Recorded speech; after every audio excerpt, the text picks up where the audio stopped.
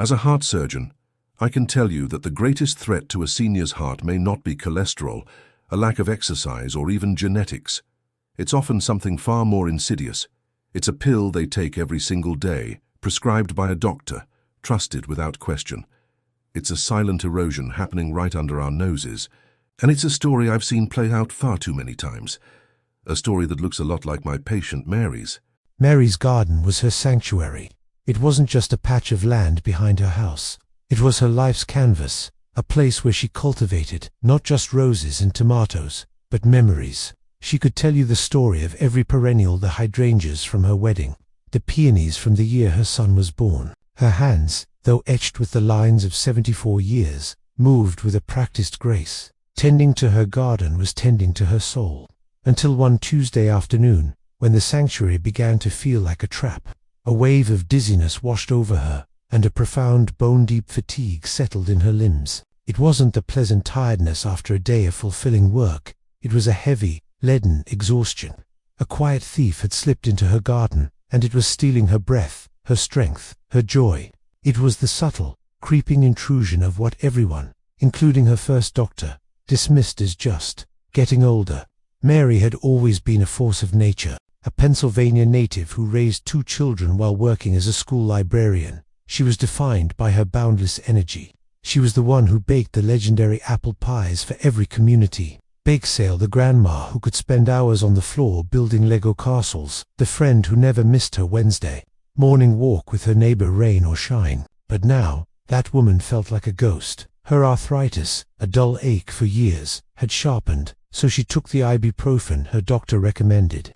The resulting heartburn led to a little purple pill everyone seemed to take, and on nights when her worries kept her awake, a sleeping pill promised rest. Each was a small, logical solution to a small, logical problem, but together they were a silent committee, slowly voting to dismantle the life she loved. The breathlessness meant the Lego castles were left half-built. The swelling in her hands and ankles made kneading dough an agony. The chest flutters turned her cherished Wednesday walks into a source of anxiety. She was living in the same house, surrounded by the same things, but she was becoming a stranger in her own life. Each cancelled walk, each unfinished project, each moment she had to say no to her grandchildren, was a small death. It was an erosion of self, so gradual she almost didn't notice it until she felt she was half the person she used to be. The world she had built with her own 2 hands was now a world she could only watch from behind a pane of glass, separated by a wall of fatigue and discomfort. One evening, sitting in the quiet of her living room, a single, devastating thought surfaced, clear and cold as ice. They're all going to remember me like this. Not the gardener, not the baker, just the old woman in the chair who was too tired. It was her deepest fear, spoken in the silent theater of her mind, that her legacy would not be one of vitality and love, but one of absence and decline. But then, her eyes landed on the drawing from her granddaughter. It was a picture of them, together, in the garden. In that childish, crayon-drawn world, she was standing tall, holding a watering can, the sun shining. It was a symbol of everything she was losing, but it was also a reminder of everything worth fighting for. And in that moment, a new thought took root. This wasn't a passive decline. This was an active fight, and she was losing because she didn't know who the enemy was. Her perspective shifted from resignation to resolution. This wasn't just old age. This was something she had to solve.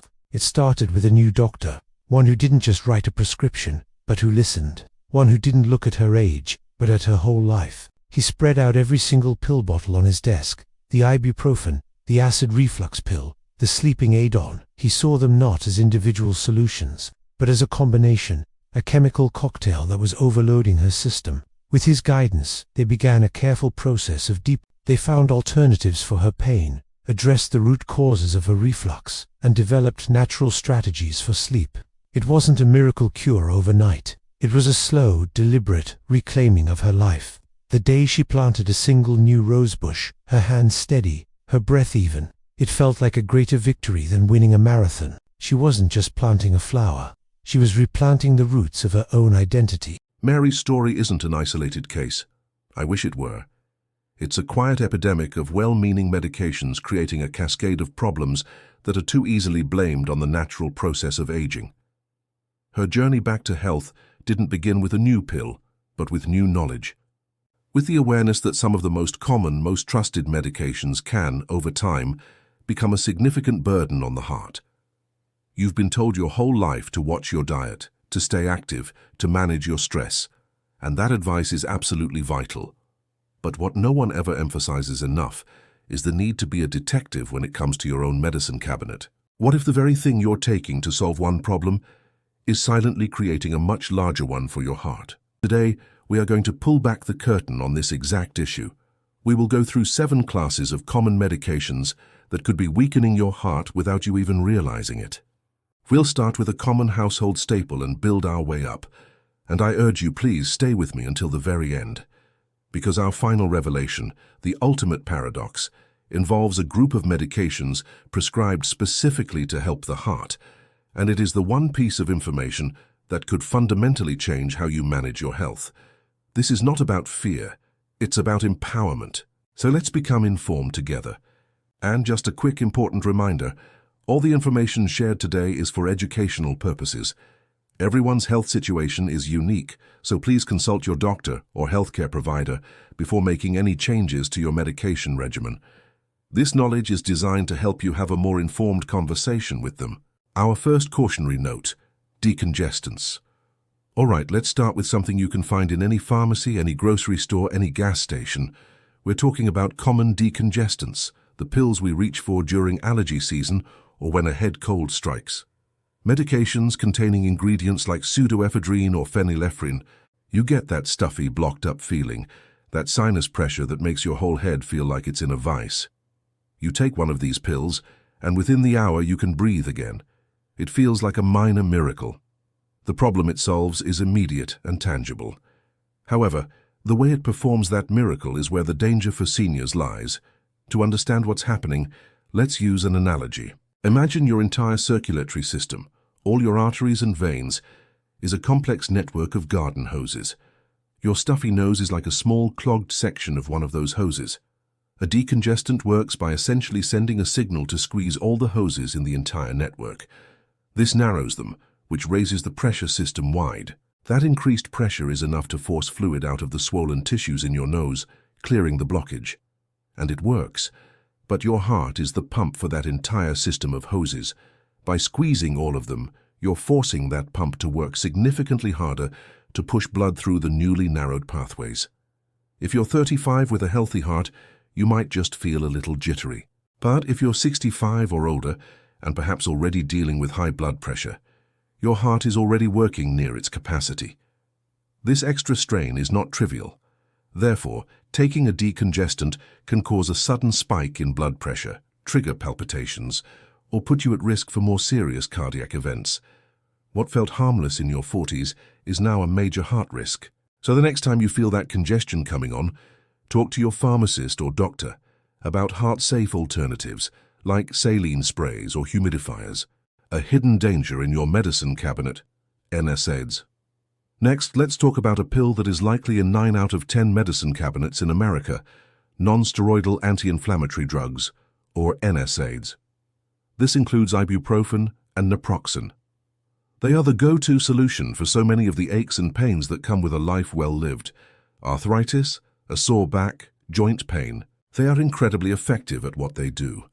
The conflict here is between short-term relief and long-term risk. You have a flare-up of arthritis in your knee, you take an ibuprofen, and the pain subsides. You can walk more comfortably, you can sleep better. It seems like a perfectly reasonable trade-off.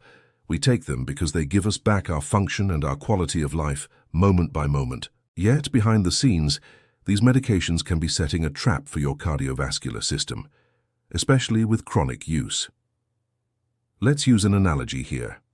Think of pain and inflammation as your body's fire alarm. It's a loud, annoying signal that something is wrong. An NSAID is like a tool that goes in and cuts the wires to the alarm bell.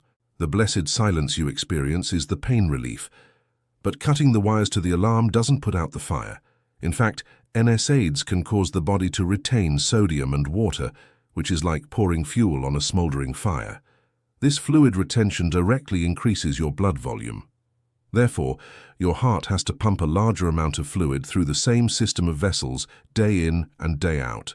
This elevates blood pressure and puts a direct physical strain on the heart muscle itself. Over time, this can weaken the heart, exacerbate conditions like congestive heart failure, and even interfere with the effectiveness of blood pressure medications you might already be taking.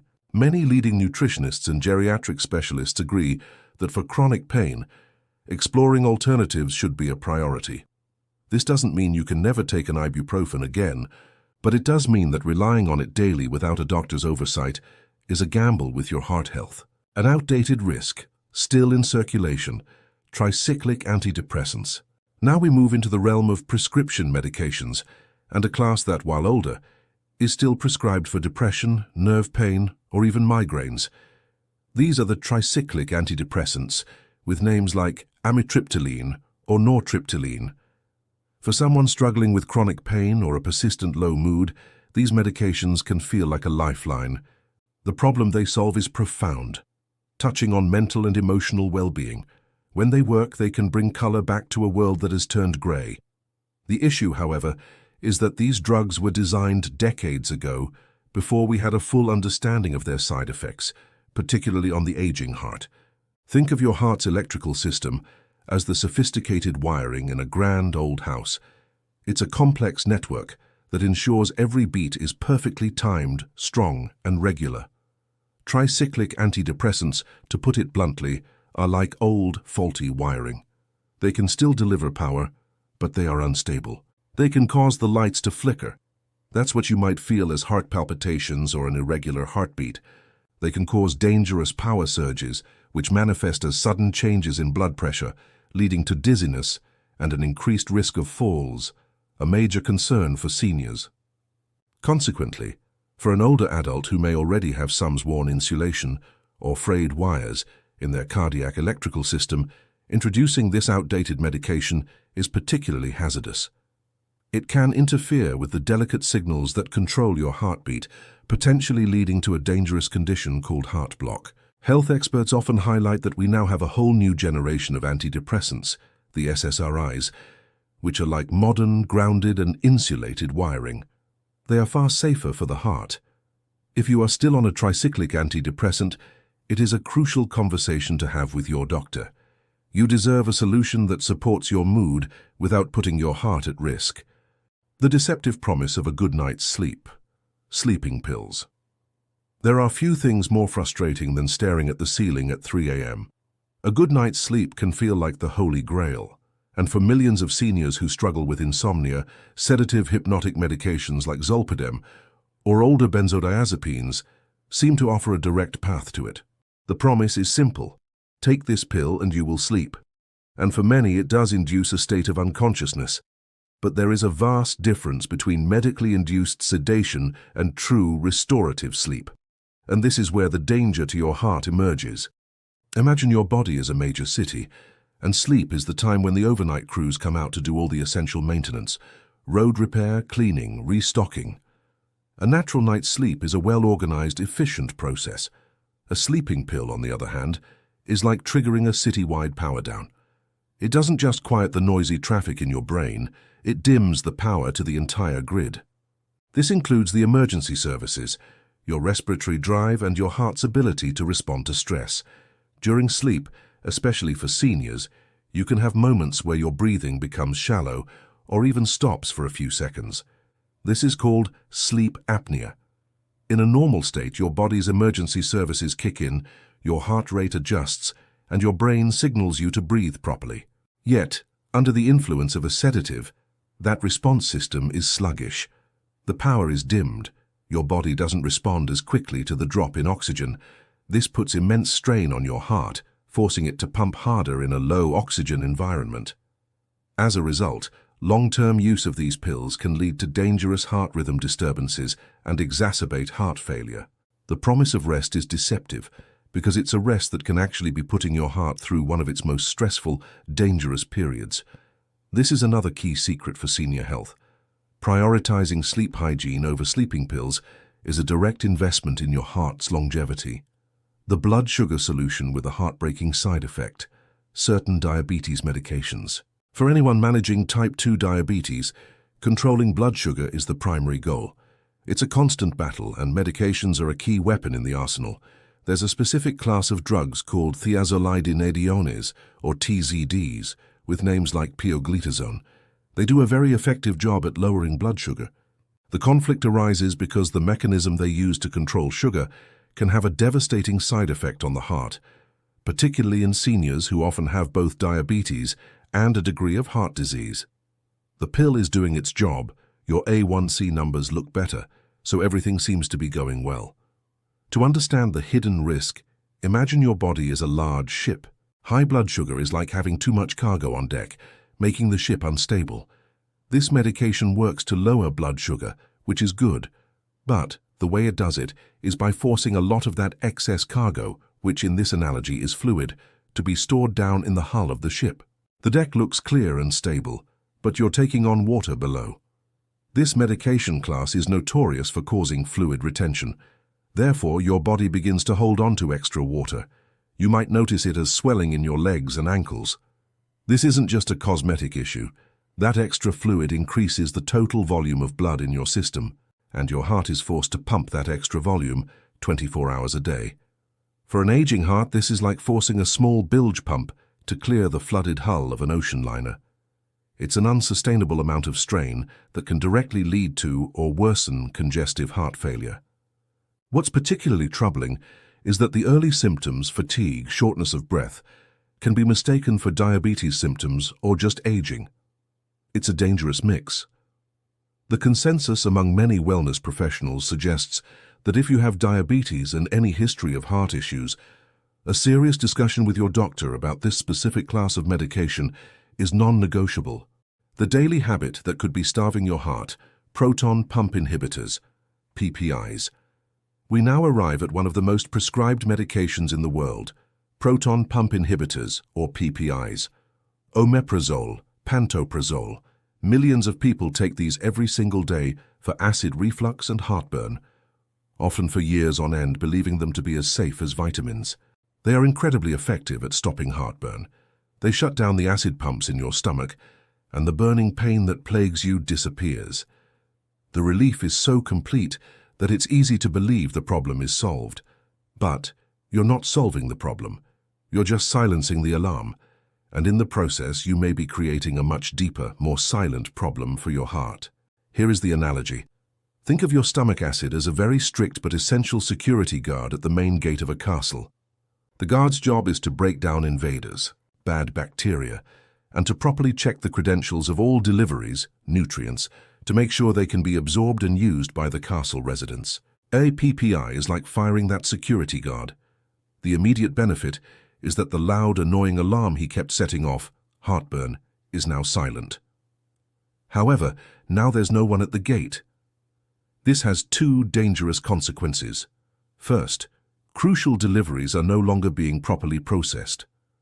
One of the most vital deliveries for your heart is the nutrient magnesium. Stomach acid is essential for you to absorb it. Without adequate magnesium, the electrical stability of your heart is compromised, leading to a higher risk of arrhythmias and palpitations. Second, with no guard, the castle's internal environment is disrupted. Your gut microbiome, the balance of good bacteria, is thrown into chaos, which we now know from countless studies leads to body-wide inflammation, a primary driver of heart disease.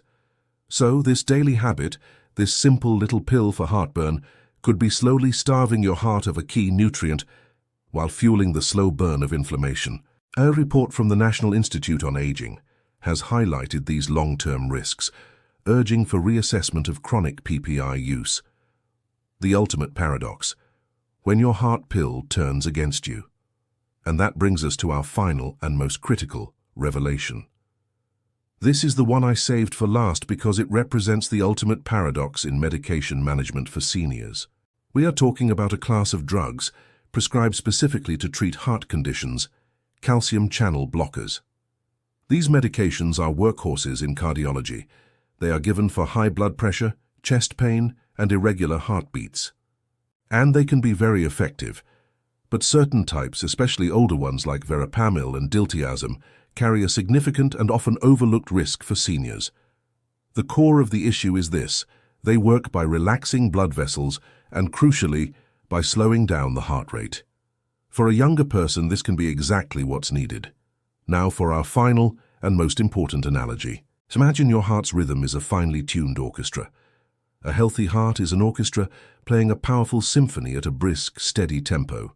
High blood pressure is like that orchestra playing too fast and too loud, creating a stressful, damaging noise. A calcium channel blocker is the conductor, who is instructed to slow the tempo down to a calmer, safer pace. Yet, a senior's heart is often like an older orchestra. Some of the musicians are a bit tired, their instruments a little worn. Their natural tempo might already be a bit slower. When the conductor, the pill, forces this already slowing orchestra to play at an even slower pace, the music doesn't just become calm, it becomes sluggish, weak, and disjointed. The symphony loses its power. This is what happens in the body. The medication can slow the heart down too much, leading to a dangerously low heart rate or bradycardia. This means the body isn't getting the oxygen-rich blood it needs. The symptoms are not dramatic and sudden, they are insidious. It's the fatigue you blame on a poor night's sleep. It's the dizziness you attribute to getting up too fast. It's the swelling in your legs that you think is just from sitting too long. These side effects are so easily mistaken for old age that the true culprit, the heart pill itself, is often the last thing to be suspected. It is the ultimate paradox. The medication meant to protect your heart could be the very thing weakening its performance day by day. That is why constant communication with your doctor about how you feel on these medications is more important than any number on a chart. And there you have it. The ultimate paradox. It's a powerful illustration of why we must be our own best health advocates. We've covered a tremendous amount of ground today. We started with our first cautionary note about simple decongestants and the strain they put on our system. We uncovered a hidden danger in your medicine cabinet with common painkillers like NSAIDs. We talked about outdated risks, deceptive promises for sleep, and the heartbreaking side effects that can hide behind a solution for blood sugar. We revealed how a daily habit for heartburn could be starving your heart, all the way to our final, most crucial revelation. How a pill designed to help your heart can sometimes do the opposite. Each one of these insights is a piece of a larger puzzle. It's not about rejecting medication, but about approaching it with wisdom, curiosity, and a healthy dose of skepticism. It's about understanding that your body, especially as it matures, has a unique and complex chemistry. So now I want to hear from you. Which of these insights resonated with you the most? Was it the surprising danger of a simple painkiller, or the complex paradox of a heart medication? Please share your thoughts in the comments below.